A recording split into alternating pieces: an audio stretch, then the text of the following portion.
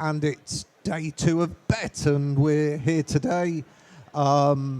Really pleased to see everybody, and if you're watching this online or streaming this, happy to be able to introduce our first session today. And I'm really excited to have with me Mark Taylor from Education on Fire. Would you like to introduce yourself, Mark? Yes. Hello, thank you very much. So Education on Fire is a podcast, and we share creative and inspiring learning from around the world. So anything which puts a child-centered first idea of education that we can help change the system to be that focused is a good positive thing.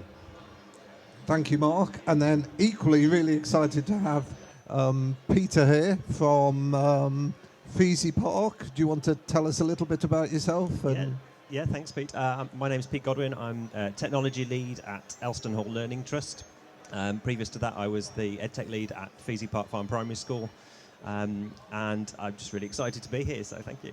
Thank you, gentlemen. And we've got a session here where we're going to talk about the role of podcasts in education marketing and education technology. So what is the role of a podcast? And maybe, as I'm one of that older generation, a good starting point would be, what is a podcast? So maybe, Mark, you want to tell us a little bit? Podcast generally is it's the chance to get direct audio for things that you want to be specifically interested in. So if you think about the traditional radio idea, there's a selection of programs and you dip in and out to the sorts of programs that you want. Whereas podcasts are traditionally now kind of specifically in a particular niche, they're talking about a particular subject, and of course it's available on multiple platforms. So you're able to really get the content when you want, wherever that happens to be. And it's a very personal thing. People often listen in the car, when they're in the gym, when they want to walk. And it just that kind of, there's an intimacy there which a podcast has, which some of the more sort of video related things don't quite have in sort of the current climate. And I know we were talking, Peter, about how you see the role of podcasts in education. So maybe a few thoughts on that from a teacher perspective. Yeah, absolutely. I think for us, being able to share what we do in school with the wider community, with schools within our own trust, with the schools that we support as well, I think would be, amazing for us, fantastic to be able to share that in audio format. And I think what I'd like to see is for us to develop the use of pupil voice on podcasts. So I'd love the children to start producing a newsletter style podcast for parents, so that parents can actually hear the news coming from the children themselves. And maybe, Mark, I think your background is also education. So, what advice would you give to Peter or to the audience listening about how do you start getting involved with podcasts? What are the steps? So I think before you talk about the technical ideas and the sorts of practical parts, it's that kind of, what is it you're starting it for? And you very clearly said, that student voice, being able to sort of basically bring a community together. So whatever you'd like to get across in your traditional newsletter or parents' evening, you have the opportunity to have these conversations on a daily or weekly, however you decide to release it. And so you sort of start from what it is you're trying to project and what it is you're trying to share with the community. And then you can decide how you want to go about it. Because it can be as simple as literally recording into a phone or a tablet or a laptop. And then don't even need to edit it necessarily, as long as you've got somewhere to host it, and then you can share the link with parents. It can be that simple.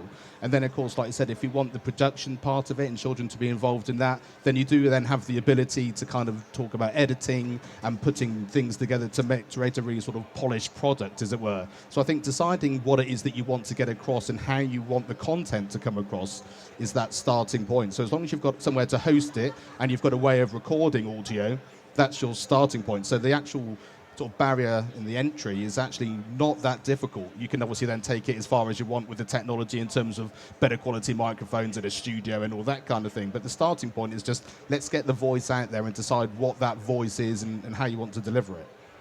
And what are your thoughts from that perspective?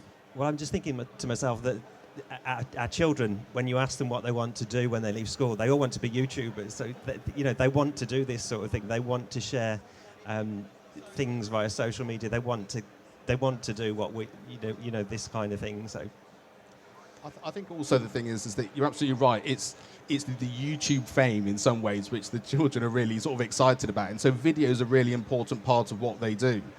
And so while you can have a video podcast as well, I think that sort of audio content has a couple of really important features. One, as I said before, it's quite intimate and you can get that story across.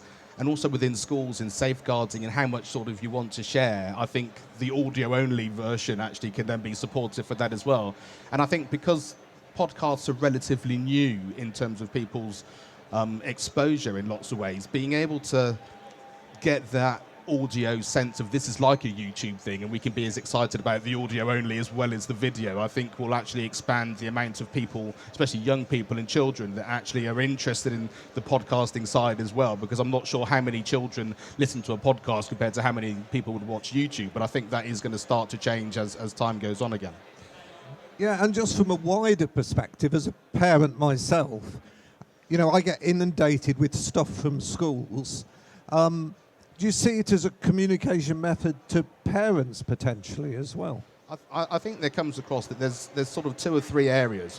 One is exactly giving staff the opportunity to have sort of CPD because they're listening to content that's provided by people like me, sharing things from wherever it happens to be. And then there is exactly, like you said, who that is that you want to talk to. And the great thing about a podcast is that you have complete control of everything that you're doing.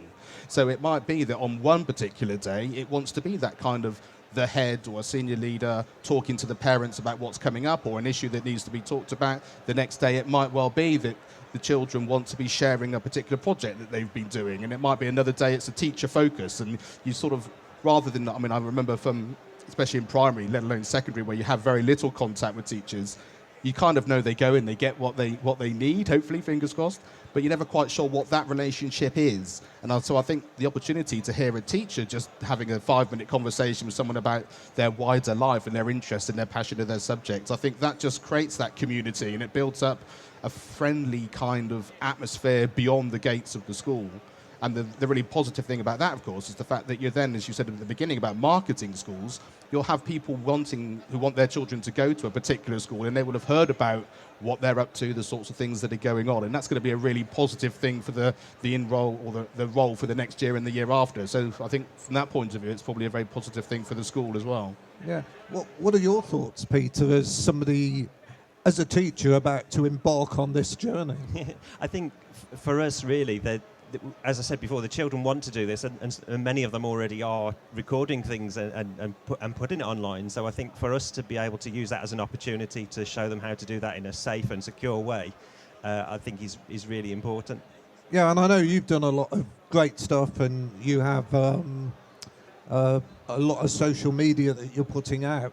Maybe just a few final thoughts. I know Education on Fire is a very successful podcast. Do you want to say a little bit about that just as we wrap up this session? I think it's really about understanding that it's about who you're actually talking to, which is really important. So Education on Fire is being downloaded in over 150 countries, so it literally is talking to a particular teacher in any given country like that. And the whole prospect of it and the reason it was sort of designed was the fact that having been going around, especially around the UK, doing music workshops, I used to see great teaching going on that wasn't being heard within the education community as often as I'd like it to be. And I also had conversations with teachers they knew there was something that they got into teaching for, but they weren't necessarily feeling it in their school or within their particular department.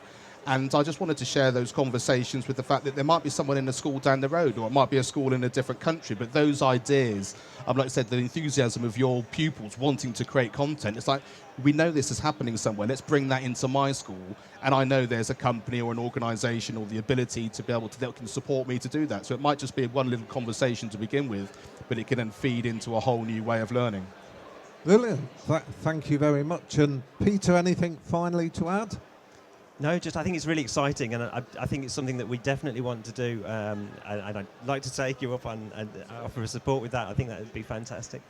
Brilliant. So if you're watching this and you want more information, please reach out to ViewSonic. Please reach out to Education on Fire. I'm sure we'll share contact details. And thank you so much for your time and expertise. And have a great show. Have a great day. Thank you. Thank you, Peter.